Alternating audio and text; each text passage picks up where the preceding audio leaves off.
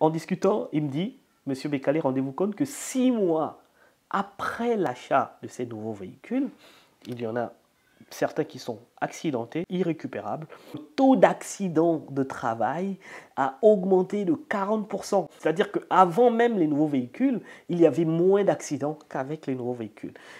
En plus de ça, tous les agents ont été formés en conduite préventive. Comment expliquer ça, vous qui m'écoutez? Des nouveaux véhicules, on a la formation qui a été rafraîchie en conduite défensive, mais malgré ça, on a une augmentation d'accidents de travail de 40% liés au risque routier. Et vous savez ce que je le dis? Je le dis, si vous n'avez pas réglé le problème pour lequel il y avait des accidents auparavant, même si vous achetez 1000 nouveaux véhicules, il y aura toujours des accidents. En santé sécurité au travail, la question comportementale est un enjeu capital. Et pour combattre ça, c'est le comité de sécurité et de santé au travail.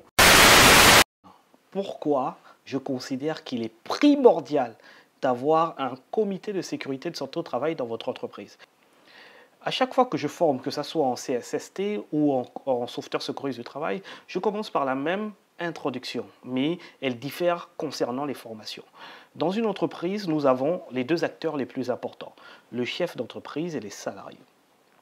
Le chef d'entreprise recrute des ressources humaines, donc il a besoin des ressources humaines et techniques pour atteindre certains objectifs financiers. Et en contrepartie, les salariés, eux, ils reçoivent une rémunération. Voici le deal qui est posé. Ensuite, ce deal va être encadré par le Code du travail qui donne les obligations de l'employeur et les obligations des salariés. Il faut vraiment que cette cohabitation fonctionne dans des règles.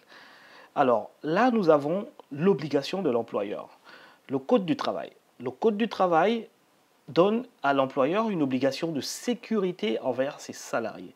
Et cette obligation de sécurité, en fait, est une obligation de résultat. On va le voir tout à l'heure avec l'article 236. Mais en plus de cette obligation de sécurité, le Code du travail explique à l'employeur comment atteindre cette sécurité envers ses salariés. C'est-à-dire qu'il doit impliquer les salariés dans la démarche. Il ne va pas faire la sécurité comme il le souhaite. Il faut qu'il reste dans le cadre tracé par la politique nationale de santé au travail. J'explique parfaitement en lisant l'article 236 du Code du travail. L'employeur est responsable de l'application des mesures de prévention pour la sécurité et la santé au travail destinées à assurer la protection des travailleurs qui l'utilisent. Article 236. L'employeur est responsable. Donc on a déjà celui qui sera responsable en cas de problème. Il est responsable de quoi? De l'application des mesures de prévention. En simple, s'il y a un accident, ça veut dire que les mesures de prévention n'ont pas été bien appliquées. Et ça, c'est grave, c'est une obligation de résultat envers l'employeur. Dire qu'il a acheté les EPI, dire qu'il a fait ça, etc., ce n'est pas suffisant. Ce qu'on lui demande, c'est zéro accident. C'est protéger la sécurité et la santé des travailleurs qu'il emploie. Le deuxième paragraphe nous dit ceci. En vue de fournir et de maintenir un milieu de travail sûr et salubre et dans le cadre tracé par la politique nationale de santé au travail, l'employeur doit, en concertation avec les représentants des travailleurs dans l'entreprise, définir, mettre en application et réexaminer périodiquement le programme de prévention des risques présents sur le lieu du travail. Ce deuxième paragraphe est tellement riche que je vais décider de le décomposer en plusieurs fois. On va le voir là tout de suite de manière basique et un peu plus tard, quand on parlera d'évaluation des risques professionnels, on va revenir dans l'article 236. En vue de fournir et de maintenir un milieu de travail sûr et salubre, c'est-à-dire un milieu de travail sans accident de travail ni de maladie professionnelle, il faut que ça soit dans le cadre tracé par la politique nationale de santé au travail. L'employeur doit en concertation, c'est très important, en concertation avec les représentants des travailleurs dans l'entreprise, définir, mettre en application et réexaminer périodiquement le programme de prévention des risques présents sur le lieu du travail. Donc il ne doit pas faire la prévention seul. C'est vraiment quelque chose de pédagogique que l'on demande à l'employeur. Il faut vraiment qu'il sorte de la dictature pour travailler main dans la main avec les salariés pour leur propre sécurité.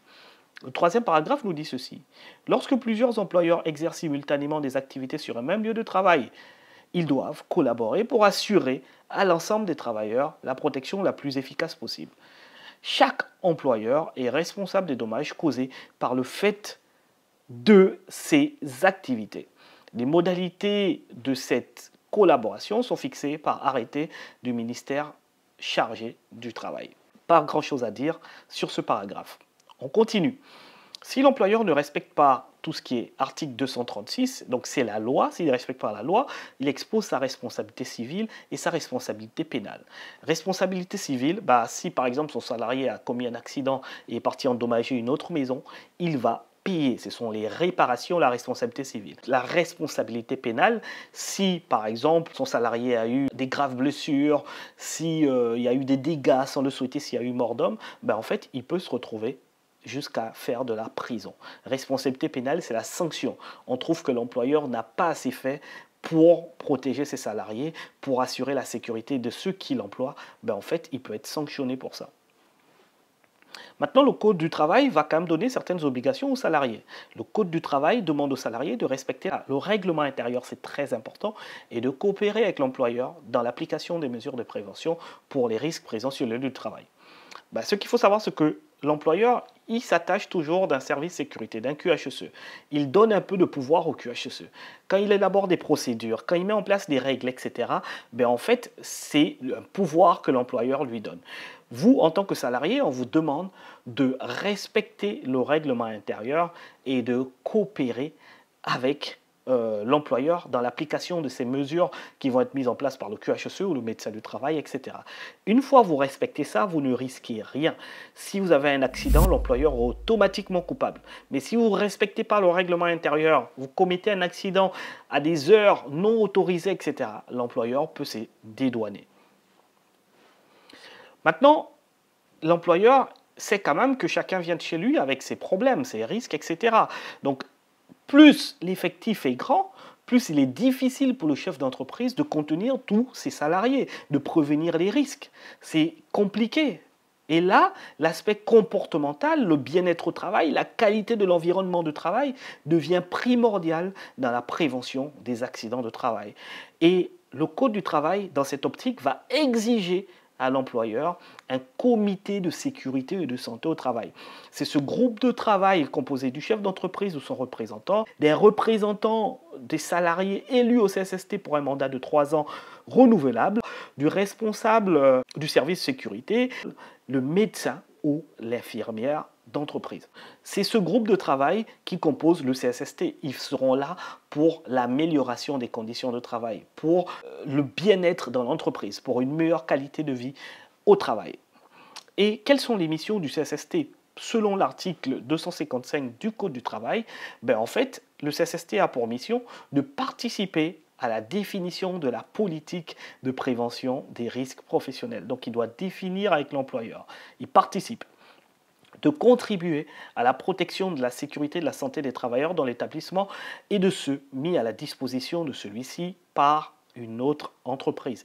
Donc vous pouvez avoir des femmes de ménage qui viennent de l'extérieur, etc. Il faut également les prendre en considération. De donner un avis sur le respect de la réglementation en vigueur, d'analyser les risques professionnels et les conditions de travail, de procéder à intervalles réguliers à des visites des lieux de travail. Ça, c'est l'une des missions les plus importantes du comité de sécurité de santé au travail, c'est-à-dire les inspections trimestrielles que doivent effectuer les élus au CSST. Ça, on va le voir un peu plus loin dans la formation. De procéder à des enquêtes suite à des accidents ou suite à un accident de travail ou une maladie professionnelle ou à caractère professionnel. De contribuer à la prévention des risques professionnels dans l'établissement et de susciter toute initiative nécessaire, c'est très important, on parle de contribuer à la promotion de la prévention des risques professionnels dans l'établissement. Vous savez, dans les entreprises au Gabon, les salariés sont souvent intoxiqués, voient que le mauvais côté, etc. Vous êtes vraiment là, si vous êtes élu représentant le personnel, vous êtes là avec l'employeur pour donner ce côté positif, pour montrer également que l'employeur fait quelque chose pour eux, parce qu'il n'y a que le négatif qui remonte le plus souvent en entreprise. C'est ce qu'on appelle contribuer à la promotion de la prévention des risques professionnels et par ricochet de l'amélioration des conditions de travail. D'établir la liste des produits et substances dangereuses utilisées dans l'entreprise, ainsi que celle des risques professionnels ou réels ou substances potentielles, et de faire figurer les dites listes dans un registre spécial avant de les transmettre à la DGSST, la Direction générale de la sécurité et de la santé au travail. Donc le régime spécial de sécurité, c'est important. Il faut l'avoir. Moi, je le fais comment? C'est le document unique. Je crée le document unique avec toute la liste des risques professionnels de l'entreprise et le plan d'action. Et en annexe, je crée la liste de substances dangereuses de l'entreprise. L'objectif, c'est d'avoir un document unique, un seul, qui comporte tous les aspects sécurité de l'entreprise. D'établir au début de chaque année un programme annuel de prévention des risques professionnels. Le fameux PAPRIP que l'employeur doit établir chaque année, en fait, c'est également une mission du CSST.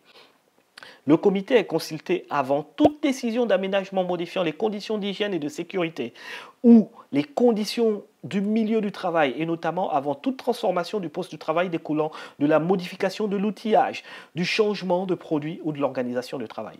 En bref, vous ne pouvez pas modifier quelque chose qui va concerner les salariés sans impliquer les salariés. Et comme on ne peut pas impliquer tout le monde, ils ont envoyé quelques représentants discuter avec l'employeur, donc c'est le CSST. Il faut consulter le CSST avant toute modification qui peut toucher, qui peut impacter les salariés.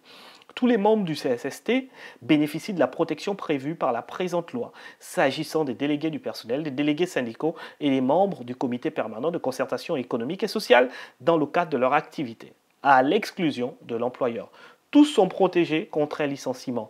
Ils ont une protection juridique renforcée, à l'exception de l'employeur. Maintenant, je veux vous expliquer pourquoi le CSST est même nécessaire. Je parle de nécessité. Donc, pourquoi il est nécessaire, pas pourquoi il est important, pourquoi il est nécessaire.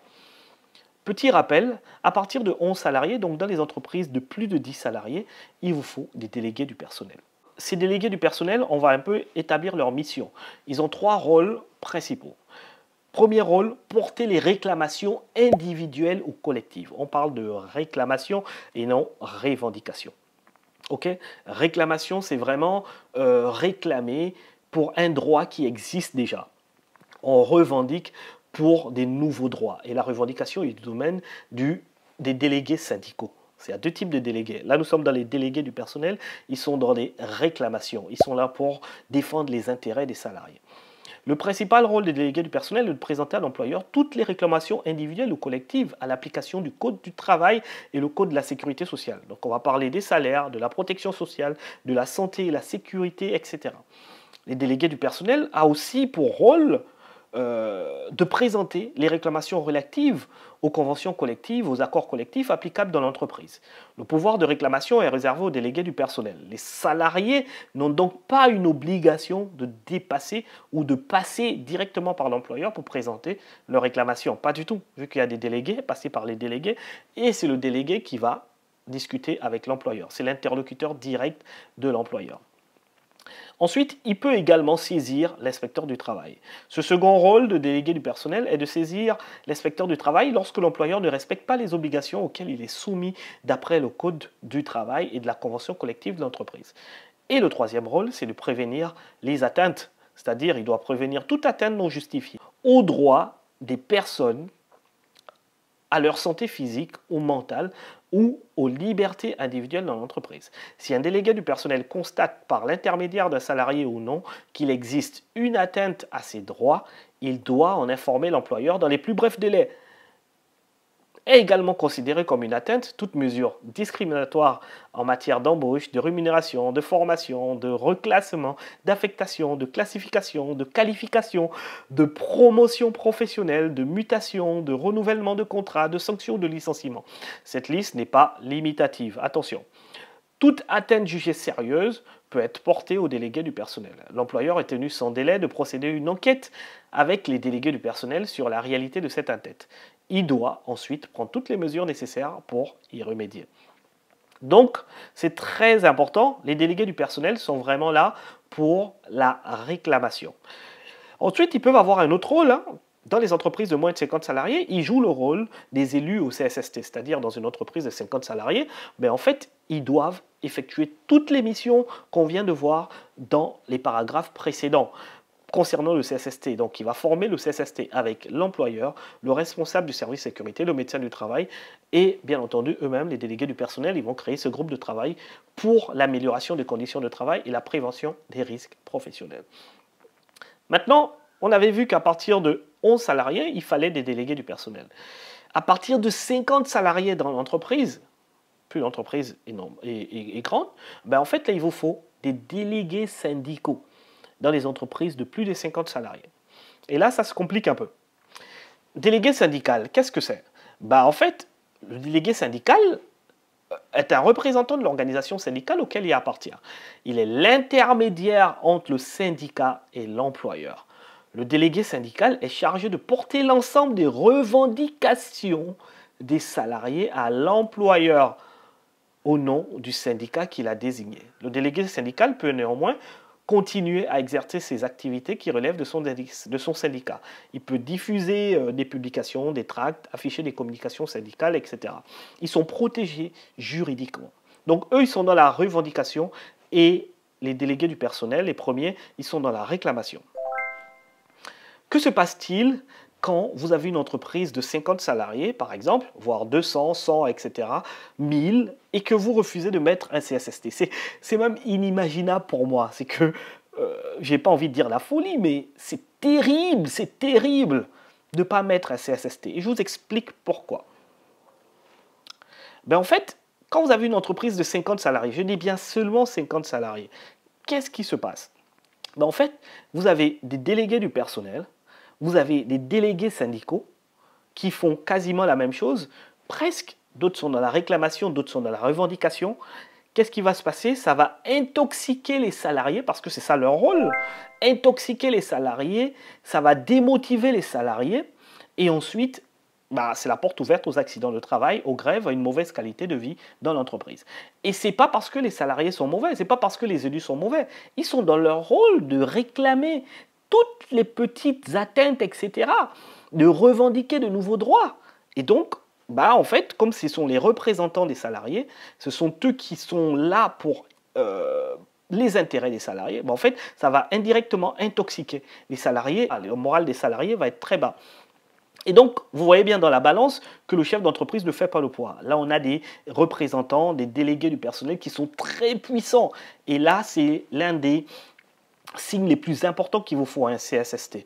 Quand les délégués du personnel sont très puissants, l'employeur et le QHSE ne peuvent pas éviter les accidents de travail. Ce n'est pas possible. Vous ne pouvez pas travailler seul contre un groupe de personnes.